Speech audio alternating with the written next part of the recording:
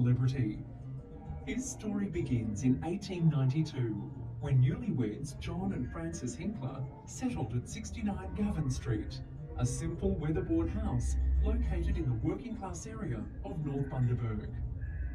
Their first child, Herbert John Lewis Hinkler, was born on December 8, 1892, and over the next few years, Woodbine Cottage would also become home to Bert's younger siblings, May, John, George and Frances. The Hinkler children all attended North Bundaberg School, where Bert studied hard and did well. The school overlooked a series of lagoons where ibis would often come to drink. Watching these birds, Bert realised that on the ground they were awkward, gangly creatures, but once in the air, magnificent. He was fascinated with flight and pored over boys' magazines and journals, devouring everything about the new science of aviation and the technicalities of flight.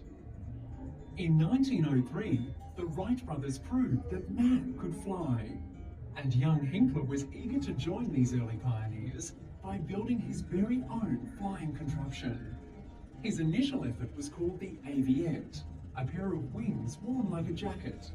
However, optimism is no substitute for science, and this invention never got off the ground. Undeterred, Bert began a detailed study of ibis, and using his newfound understanding of their aerofoil-shaped wings, began constructing a fixed-wing glider in the garage. Frances Hinkler could sense her son's determination, and despite the very real dangers of flying, encouraged this quest throughout his life. Theirs was truly a unique bond of affection. She helped tow Bert's fragile homemade aircraft on the 15-kilometre journey down to nearby Monrepo Beach, where at the age of 20, Hinkler experienced the taste of aviation success. His second construction caught the sea breeze and rose triumphantly into the air. At last, he had flown. But soaring on the breeze was just a beginning. Bert's ambition was to control a real flying machine, one capable of powered flight. A real live aeroplane was a huge novelty in those days, and in 1912, Frances accompanied Bert to Philip Lytton's Travelling Theatre, where American airman Wizard Stone was displaying his Blériot monoplane. Wizard had a problem with the wings, and this presented the ever-inventive Bert with the opportunity of a lifetime. He offered up a solution to the problem, and in return was offered a job as mechanic. The following year, the pair embarked on a barnstorming tour of New Zealand. Hopefully, this was Bert's ticket to the aviation industry. But the tour to New Zealand was cut short by a disastrous crash at Napier, in which Bert was injured. Quite sensibly, he decided working for Wizard was not in the best interests of his health and returned to Bundaberg. By this stage, Bert had acquired a real taste for flying, and after brief stints at home and Sydney, set sail for where the action was, England.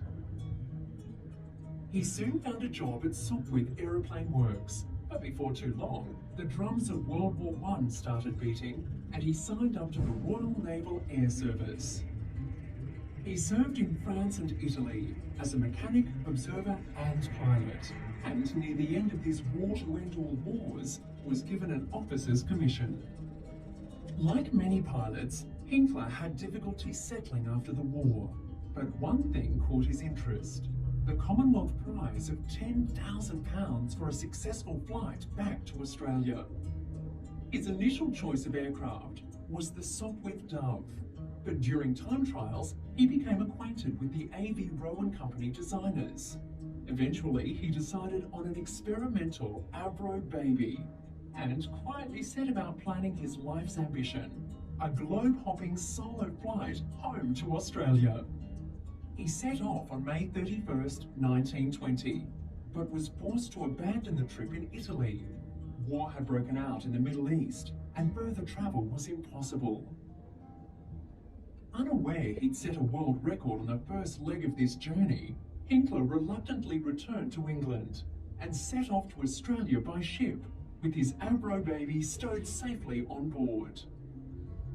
Bert was determined to keep a promise made to his parents many years earlier, to return as a fully fledged pilot. Arriving in Sydney, he unpacked his little bus and on April 11, 1921, flew off for sunny Bundaberg with a compass, thermos and some sandwiches. 8 3/4 hours later, he landed on the Foundry Green, taxied up to his parents' house in Gavin Street and parked the Avro baby in the front yard. Bert was simply glad to see his beloved family, especially Mother Frances, but the rest of the world was amazed by his feat. He had broken his own solo record, this time flying more than 1,100 kilometres non-stop. Civic receptions, dinners in his honour and overwhelming public praise followed. Responding with characteristic modesty, Hinkler kept a relatively low profile, although he did fly into the spotlight on one occasion, performing a spontaneous aerobatic display for the public in the sky over Bundaberg, famously flying underneath the traffic and railway bridges over the Burnett River. He also showed the many benefits of aircraft and flight by delivering mail to a number of nearby Queensland country towns. In due course, his visit home came to an end, and he made an eventful flight through New South Wales, with cyclonic winds forcing him to land on the beach near Stockton. After a brief stay in Sydney, Bert Hinkler returned to England and Southampton, where he moved into a rented cottage at Hedge End with Nance Jarvis, a nurse he'd met on leave during the war. They had plans drawn up for Monrepo, a 2-storey brick cottage at Thornhill, which would become their home. Over the next few years, Bert built up a reputation as one of the world's best aviators. As chief test pilot for AB Rowe & Co., he was invaluable, working at the cutting edge of aviation design and experimentation. He became good friends with key aviation figures, such as Roy Chadwick, who would later design the famous Lancaster bomber. He also enjoyed the opportunity to compete in a number of flying contests and races, such as the Killjoy Cup and the Schneider Trophy. But Hinkler wanted more. The dream of flying from England to Australia just wouldn't go away. And by 1928, he was ready to give it another shot, this time in a specially modified Avro Avian. For 15.5 days, he leapfrogged across continents, London to Rome, Rome to Malta, Tobruk, Calcutta, Singapore, having his fair share of adventures along the way. He was arrested in Italy, slept under a wing in the desert, and met up with Bill Lancaster and Chubby Miller in the jungles of Southeast Asia. Eventually, after fighting incredible odds, he finally landed in Darwin to be greeted by a crowd of well-wishers. By now, Bert Hinkler, the boy from Bundaberg, was an international hero.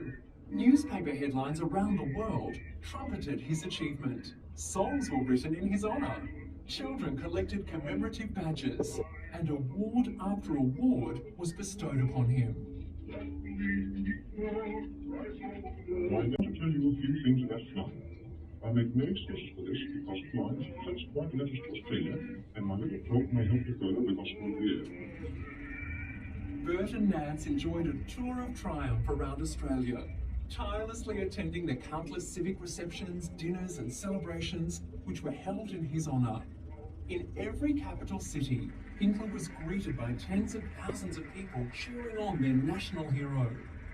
Eventually, they returned to England, where despite having already logged enough outstanding achievements for several lifetimes, Hinkler's inventive mind and industrious drive were unstoppable.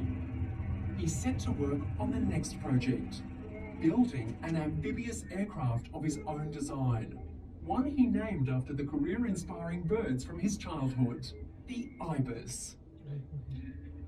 Hinkler achieved worldwide fame for his flying exploits, but fortune always eluded him. Hopefully his talents would finally reap financial reward from this revolutionary push-pull design aircraft. He had difficulty finding investors for the venture in England, but believed the ibis could flourish in the military and private market. So he moved to America, where he hoped to have more luck financing the project. Unfortunately, world economics dictated otherwise. The financial disaster of the Great Depression made it impossible to secure support. Disheartened by his bad luck, but no less passionate about flying, he decided to stick to what he did best, pushing the boundaries of aviation. At the end of 1931, he made what is considered to be his most admirable flight. The first solo crossing of the South Atlantic in the de Havilland Puss Moth he named Karoe. Most pilots could not have made the perilous 2,000-mile journey through violent weather.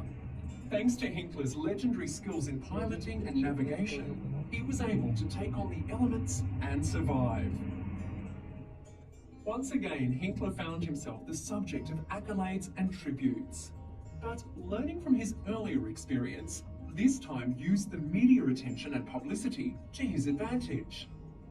BERT announced that he would soon embark on another epic trans-world flight from England to Australia. On the foggy morning of January 7, 1933, Hinkler took off in his Puss Moth on what would become his final journey. Sometime between 7 and 8 o'clock that night, for reasons that remain unknown, Hinkler crashed on the Pratumagna Alps in Italy.